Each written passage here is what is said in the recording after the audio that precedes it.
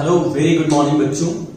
तो कुछ बच्चों का कमेंट आ रहा था कि लगता है सर अब वीडियोस नहीं डालेंगे, वीडियोस ही नहीं आएंगे हमारे क्लासेस के। तो ये बिल्कुल ही गलत है। एक्चुअली हमारे रीजन में बहुत ही ज्यादा इलेक्ट्रिसिटी प्रॉब्लम हो रखे थे, आप लोगों को पता होगा। Even you have experienced also, जो अभी हाल ही फिलहाल जो बवंडर आई थी है ना बंगाल की खाड़ी में, तो उसकी वजह से थोड़ी प्रॉब्लम चल रही थी इलेक्ट्रिसिटी की। तो यहाँ पे काफी ट्रबल होती है उस कारण से जो है वीडियोस वगैरह क्रिएट करने में। ये 1-2 मिनट या 10 मिनट का काम नहीं होता है।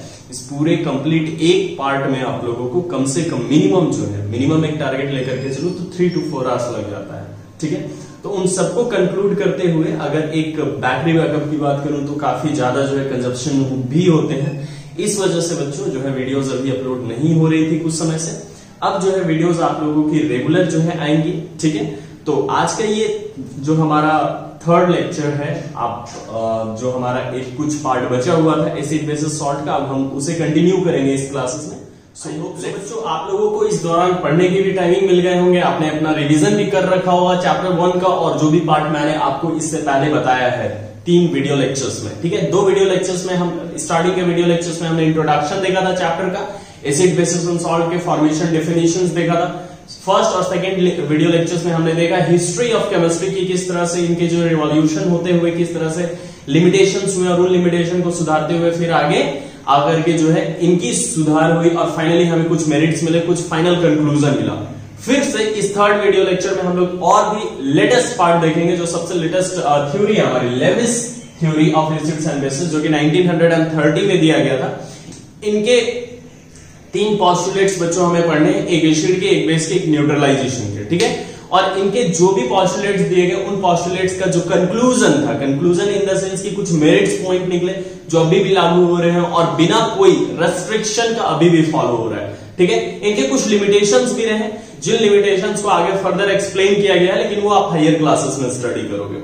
सो let's see here what were the postulates of the Lewis theory. तो पोस्टुलेट्स बच्चों आपको यहाँ पे बोर्ड पे मिल गए हैं। आपको पीडीएफ फॉर्म में भी रिटन, आपको पूरा चैप्टर कंप्लीशन के बाद वीडियो की लिंक डिस्क्रिप्शन में लिंक मिल जाएगा, जहां से आप इसकी पीडीएफ भी ले सकते हो। लेकिन फिलहाल आप यहां से भी नोट डाउन करके अपने लर्निंग कैपेसिटी को इंक्रीज कर सकते हो इस चैप्टर से। सो let's see here postulate. The first postulate is talking about the acid. Okay, what does it says? That an acid is a substance which can act as an electron pair acceptor. मतलब acid को उन्होंने इस तरीके से define किया, उन्होंने बताया कि एसिड क्या है, एक इलेक्ट्रॉन पेयर एक्सेप्टर है। मतलब during the formation of acid होता क्या है कि कोई इलेक्ट्रॉन पेयर एक्सेप्ट करता है, मतलब गेन करेगा। ठीक है, हमने याद करो आयंस के फॉर्म में क्या पढ़ा था कि जो गेन करता है इलेक्ट्रॉन्स को, ठीक है, वो नेगेटिव आयंस होता है, जो लूज करता है इलेक्ट्रॉन्स को वो पॉजिटिव आयंस होता है। उसी तरीके से यहां उन्होंने एक्सप्लेन किया कि एसिड के फॉर्मेशन के दौरान जो गेन करेगा pair of electrons, okay, you can see which act as an electron pair acceptor, जो इलेक्ट्रॉन पेयर को एक्सेप्ट करेगा बच्चों, ठीक है, वो हमारे एसिड्स कहलाएंगे। You can see here few examples like boron trifluoride है, ठीक है, और उसके बाद H+ आयन आप देख सकते हो, ये भी हमारा एसिड होता है। इसको कुछ अदर लैंग्वेज में अगर बोलना चाहो, जो मेनली इस पोस्टुलेट्स में लिखे भी हुए होते हैं इस स्टेटमेंट के बाद, यार acid is a substance which can act as an electron pair acceptor. ठीक है, इलेक्ट्रॉन पेयर एक्सेप्टर होगा, लेकिन एक एसिड हमारा वो सब्सटेंस है जिसमें कहीं ना कहीं अगर ये इलेक्ट्रॉन पेयर एक्सेप्टर है तो कहीं ना कहीं शॉर्टेज ऑफ इलेक्ट्रॉन है। ठीक है, मतलब शॉर्टेज ऑफ इलेक्ट्रॉन होगा, शॉर्टेज ऑफ इलेक्ट्रॉन अगर होगा तभी ये पेयर ऑफ इलेक्ट्रॉन एक्सेप्ट करेगा। समझ में आई बात है? तो एक एसिड को ऐसे भी यहां पे डिफाइन किया गया है इस पोस्टुलेट में कि acid is a substance, okay, और अ मॉलिक्यूल्स और ions which have the shortage of electron, then only it can just going to be electron, then only it can going to be accept the electrons, pair of electrons. तो इसे shortage of electron से भी define किया जा रहा है। ठीक है, सेकेंड में उन्होंने बेस में क्या किया, बेस में जस्ट अपोजिट कर दिया। यहां पे क्या था, which can act as an electron pair acceptor, जो इलेक्ट्रॉन पेयर एक्सेप्ट करे। लेकिन यहां पे उन्होंने क्या एक्सप्लेन किया बेस में बच्चों, which can act as an electron pair donor. ठीक है, जो इलेक्ट्रॉन पेयर डोनेट कर सके। अब डोनेट करेगा तभी जब इसके पास एक्स्ट्रा लोन पेयर्स होंगे। ठीक है, तो इसलिए बेस के केस में क्या हो रहा है, हमारे पास यहाँ शॉर्टेज ऑफ इलेक्ट्रॉन्स था तभी एक्सेप्ट कर रहा था, यहाँ पे क्या था, एक्स्ट्रा इलेक्ट्रॉन पेयर्स थे। ठीक है, एक्स्ट्रा इलेक्ट्रॉन पेयर्स थे, तब यहाँ पे जाकर के ये क्या करेगा, डोनेट करेगा। तो इस तरीके से बेस और एसिड को इन्होंने डिफाइन करा, दैट एन अ सब्सटेंस और अ मॉलिक्यूल और the ion which have a shortage of electron which have the capacity to gain them, okay, accept the pair of electrons, okay, that can be said to be acid, and the molecules or the ions or substance which have, okay, which can act as an electron pair donor, which have the extra lone pair, जिसके पास extra lone pair होगा जो donate करेगा, ठीक है, वो हमारे क्या हो जाएंगे, बेसिस हो जाएंगे। तो ये जो पोस्टुलेट्स एसिड और बेसिस का उन्होंने एक्सप्लेन करा, ठीक है, और उसके साथ ही साथ लेविस ने क्या एक्सप्लेन करा बच्चों, that acid base neutralization can be defined as the transfer of an electron pair from a base to an acid. अब क्या है, न्यूट्रलाइजेशन हमारा क्या था, एकदम जनरल फॉर्म में समझो, न्यूट्रलाइजेशन हमारा था एसिड बेस रिएक्शन था, when acid and base are combined together they go for the neutralization reaction. यहां भी उन्होंने उसी तरीके से किया। अब इसे इनके लैंग्वेज में समझिए, एसिड के पास क्या है हमारा, शॉर्टेज ऑफ इलेक्ट्रॉन्स है, मतलब इसके पास कहीं ना कहीं वैकेंट स्पेस है, ठीक है, इलेक्ट्रॉन्स की कमी है। और बेसिस के पास क्या है, बेस के पास एक्स्ट्रा लोन पेयर्स है, समझ में आ रही बात है। अब जब एसिड और बेस रिएक्ट करेगा तो ये एक्स्ट्रा लोन पेयर क्या करेगा, जो बेस में है वो जाकर के फुलफिल करेगा एसिड वाले को।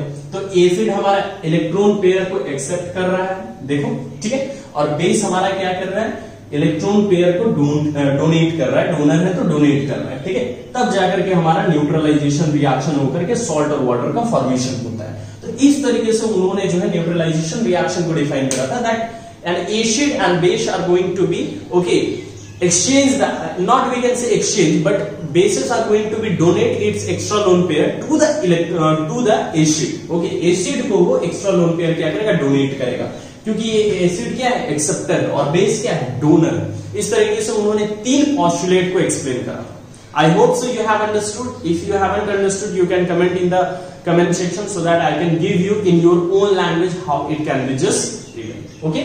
Now see, after postulates, okay, after these postulates, one of his major merits you can say that in Lewis theory only, we have just got the formation of hydronium ion and we have got the formation of ammonium ion। ammonium ion और hydronium ion इन्हीं के 1930 में Levi's के ही जरिए जो explain किया गया था, इनके फॉर्मेशन एक्सप्लेन किए गए थे। Let's see the equation of it. देखिए उन्होंने कैसे एक्सप्लेन करा था, let me just show you here. जैसे फॉर्मेशन हुआ था हाइड्रोनियम आयन का, हाइड्रोनियम आयन है हमारा क्या, यहाँ पे देखोगे H3O+ होता है हाइड्रोनियम आयन। तो क्या किया गया, H+ आयन जो हमारे थे वो वाटर के साथ रिएक्ट करा, वाटर के साथ रिएक्ट करके क्या बन गया, H3O+ आयन बन गया। ये हमारा हो गया हाइड्रोनियम आयन, ठीक है, हाइड्रोनियम आयन, ठीक है। और इसके साथ अमोनियम आयन का फॉर्मेशन हुआ। अमोनियम आयन में क्या हुआ, NH3 हमारा क्या कर रहा है, रिएक्ट कर रहा है, ठीक है, H+ आयन के साथ। तो H+ आयन के साथ रिएक्ट करेगा तो क्या बनाएगा, NH4+। NH4 तो जान रहे हो बच्चों अमोनियम होता है, और NH3 हमारा अमोनिया होता है। तो अमोनिया में H+ आयन रिएक्ट करके हमारा अमोनियम आयन क्रिएट कर रहा है, ammonium ion, okay. So this was the also a new thing which we have got in the Lewis theory, and after that two of the major merits which we are following right now also it was given by the, okay, Lewis in 1930। let's see that 2 points that is very important for this class। दो main merit point है वो ये दो है, ठीक है। इन दो में क्या एक्सप्लेन किया गया है, लेट्स ट्राई टू अंडरस्टैंड। तो सबसे पहला पॉइंट में इन्होंने ये एक्सप्लेन किया था कि ये थ्योरी ऐसे थ्योरी है जो जिन्होंने एक्सप्लेन किया है, ठीक है, वैसे सब्सटेंसेस का जो, वैसे एसिड सब्सटेंसेस का जो हाइड्रोजन एटम कंटेन नहीं करते, उनके भी नेचर उन्होंने एक्सप्लेन किया। You can see here this theory could explain acidic nature of those substances. ये थ्योरी ऐसे एसिडिक नेचर किसी सब्सटेंसेस का एक्सप्लेन किया which do not contain hydrogen atom, जो हाइड्रोजन एटम जो है कंटेन ही ना करे, ठीक है, मतलब हाइड्रोजन एटम प्रेजेंट भी ना हो किसी सब्सटेंसेस में, और वो सब्सटेंसेस जो है एसिडिक नेचर का होगा, ठीक है, उनके भी नेचर जो है इन्होंने एक्सप्लेन किया है। Second, he has just explained the neutralization reaction without transfer of protons, ठीक है। अब याद कीजिए हमारे इससे पहले जो हमारा थ्योरी था, उस थ्योरी में क्या एक्सप्लेन किया गया था, ट्रांसफर ऑफ प्रोटॉन्स से एसिडिक और basic behaviour. Even the neutralization reaction was just explained by the transfer of protons from the base to acid। लेकिन यहाँ पे ट्रांसफर ऑफ प्रोटॉन की जगह पे क्या ट्रांसफर, किस चीज की ट्रांसफर के अकॉर्डिंगली एक्सप्लेन किया गया, by the lone pair, transfer of lone pairs. Okay, instead of means that you can say electrons instead of protons. क्योंकि आप लोग स्ट्रक्चर ऑफ एटम को जानते हो अच्छे से बच्चों, that in structure of atom what we have protons are present at the nuclei, you can say. Okay, and electrons are just revolving around its orbit. Electrons revolve करते हैं. Energy level increase decrease हमारे electron की होगी, electron transfer होगा, electron participate करेगा किसी भी chemical reaction में कुछ नया प्रोडक्ट फॉर्मेशन के लिए. But okay, protons are not going to be involve in the reaction, or you can say formation of the chemical combination. So that is why he have just explained in a proper way that the transfer of proton was not involved in the neutralization reaction. Means neutralization reaction is a type of reaction in which acid and bases are combined together to form a new substance. That substance is salt and water. Okay, but in that substance transfer of protons are not involved, transfer of electrons are involved. And as we know all that during the chemical reaction, any type of chemical reaction, transfer of electron is actually possible to just and actually which happens, जो transfer of electrons ही जो है transfer होते हैं, एक combination होता है, chemical combination होता है और नए product form होते हैं, लेकिन transfer of proton का कहीं भी formation नहीं होता. That is why he has just explained in a better way in his theory. So these two are the merit point of him. First is what that he have explained the nature of acids or the substance which are acidic, which doesn't contain hydrogen atom. Second, he have explained that during neutralization reaction transfer of protons are not involved, only transfer of electrons takes place. That is, if it is donating, suppose if it is donating, then it is a base, and if it is accepting, then it is a acid. And the combination of means अगर base acid को donate करे, okay, and acid are getting just accepting the lone pairs, then by the combination of these two substances neutralization reaction takes place, and finally we just get the salt and water. So it was the merit point of the Lewis. And but after giving many postulates, Lewis has also just failed to explain many of the things that we will understand in the limitations of the Lewis theory. Got it? So let's see here, students, the limitations of the Lewis theory. So student, these are the limitations. Okay, what the conclusion has just came forward after when he have just explained his theory. तो ये चार limitations हैं, चार जो demerits हैं, drawbacks हैं Levi's theory के, ठीक है, जो हमें जानना जरूरी है, क्योंकि उसके बाद फिर किस तरीके से प्रॉपर्टीज और जो है नेचर या फिर आप समझ लो कैरेक्टरिस्टिक्स एसिड्स और बेसिस के दिए गए वो भी समझने होंगे. ठीक है, तो सबसे पहला लिमिटेशन हमारा ये था that this theory was failed to explain the actual you can say nature, okay, of the acid and basic nature of the normal acids and bases. जो जनरल एसिड और बेसिस हैं उनकी प्रॉपर्टीज को, उनके characteristics को या फिर उनके नेचर को समझ लीजिए. ठीक है, उनके एसिड और एसिडिक और बेसिक नेचर को उन्होंने एक्सप्लेन नहीं कर सका.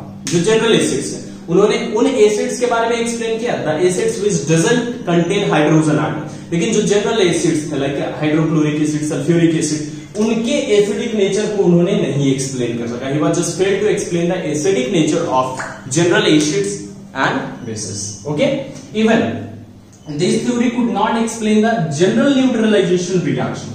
जो जनरल न्यूट्रलाइजेशन रिएक्शन होता है, अब थोड़ी देर पहले आप चले हो, ठीक है, जो आपने पढ़ा न्यूट्रलाइजेशन रिएक्शन में उन्होंने अपने पोस्टुलेट्स में क्या बताया कि जो हमारे बेसिस हैं वो लोन पेयर उनके पास एक्स्ट्रा है, वो डोनेट करेंगे एसिड्स को और फाइनली न्यूट्रलाइजेशन रिएक्शन होगा. लेकिन उन्होंने कहीं नहीं ये मेंशन किया that after neutralization reaction, after the lone pair donation by the bases and acceptance by the acids, he haven't explained and he haven't said that the formation of, okay, the formation of salt and water will take place. So that's why it was the, okay, you can say here that was the demerits of him. So the theory could not explain the general neutralization reaction involving the formation of salt and water. उन्होंने कहीं ये explain नहीं किया कि उनके जो general neutralisation reaction होंगे उसमें सॉल्ट और वाटर ही मिलेगा. But he have only explained that during the neutralization reaction the lone pair from the basis is going to be accepted by the lack of substance, lack of lone pairs, that is acids, they will just going to be accepted, and by this way the neutralization reaction will take place. But he haven't explained that the salt and water is going to be formed. So it was his second demerit. Third demerit related to the neutralization reaction only, try to understand. See, in neutralization reaction, as he have explained in his postulate, it was like that coordinate bonds were there. Okay, there is a formation of coordinate bond. How? Because lone pair, when it is going to be donate, okay, and the substance which are lack of lone pairs, they are going to be accept, then there is a formation of coordinate bond in between them. But you just think coordinate bond is a process of a, you can say, slow process, okay, but mainly the neutralization reaction is a fast reaction. Neutralization reaction जो general way में होता है बच्चों, okay, while suppose you there is any kind of the acidic, okay, and you are just going to be add base on it, means very quickly is going to be go for the neutralization reaction. It's going to be form the salt and water. But he have just explained on the basis of the coordinate bond. So the third demerits was what? Generally the acid and basis reaction are fast reaction. जैसे कि अभी मैंने बताया ना, acid और basis fast reaction होते हैं. But according to him, the formation of coordinate bond was a slow process. So he have just explained according to the coordinate bond. Okay, that's why it was the demerit. And the last but not least of his demerit, that this theory cannot explain the relative strengths of acid and bases. ठीक है, acid और basis का जो relative strength है, ठीक है, वो इन्होंने एक्सप्लेन नहीं करा. इवन अपार्ट फ्रॉम दिस, ये दो तो न्यूट्रलाइजेशन से रिलेटेड याद रखोगे, ये हमारे एसिड और बेसिक नेचर से रिलेटेड याद रखोगे, और वो एसिड और बेसिक का रिलेटिव स्ट्रेंथ से याद रखोगे. तो इस तरीके से हमारे पास 4 डिमेरिट्स आए फाइनली. तो अब आपके माइंड में आ रहा होगा कि सर आपने बताया कि 3 थ्योरीज हम लोगों को पढ़ने, 3 थ्योरीज में फाइनली कंक्लूजन आ जाएगा कि हमारे एसिड और बेस का फॉर्मेशन, या तो फिर उसका नेचर, या तो फिर कैरेक्टरिस्टिक्स क्या होते हैं. But you haven't just clarified that what about this limitations, that when it is going to be corrected. तो फाइनली बच्चों कंक्लूजन ये है, ये देखो लेटेस्ट है ना, 1930 है, ठीक है. After it there is no any kind of the new theory has came. So what the chemists they have decided, they have finally just recombined all sort of postulates, and the merit point they have just combined from all sort of theories. उन्होंने Arrhenius से भी लिया, उन्होंने lorry Brønsted theory से भी लिया, उनके जो मेरिट पॉइंट्स थे, उन्होंने लेविस थ्योरी से भी मेरिट्स पॉइंट लिए, और उन्हें कंबाइन करके फाइनली उन्होंने एक new characteristics, new formation, okay, सारे एसिड और बेसिस का उन्होंने दिया. एंड दैट न्यू मॉडर्न जिस यू कैन से postulates, you cannot say postulate because it is the combination of postulates of all the different theories. तो उन्होंने क्या किया, एक प्रॉपर तरीका बनाया एसिड्स और बेसिस के स्टडीज के लिए, and that proper way we are going to understand in this chapter. तो ये हमारा लास्ट पार्ट था, यूं समझिए आपकी history of chemistry of acid and bases का. अब हम लोग जो भी पढ़ने वाले हैं, that is the most important part. So from the next lecture, from the 5th lecture, you are going to get all sort of properties of acids, bases and salts. Okay, the types of acids, bases and salts on the basis of different categories, on the basis of different categories of bases. Okay, even the characteristics of the acid, bases and salt, which are most important. And at last, after the combination of acid, bases and salt, we are going to study about the acid and bases. We are going to talk about the salt also and their characteristics. Apart from this, we will understand that how it is just going to be find out that whether a substance is acidic or basic. Means you can say you will understand about the indicators that through which we can just find out whether a substance is acidic or a base. Okay, and many of the things related to the acid and bases we are just going to be studying in the further classes. So stay connected with us, and after just completion of the chapter of the lectures, all sort of like lectures, I'm just going to provide you a short handwritten note of this chapter in the description box. Okay, so stay connected and watch it carefully. Try to share it with your friends, because you have seen the lots of hard work of the teachers for your convenience. So if you will share it with your friends, they are also going to be understand these things which they are unaware about it.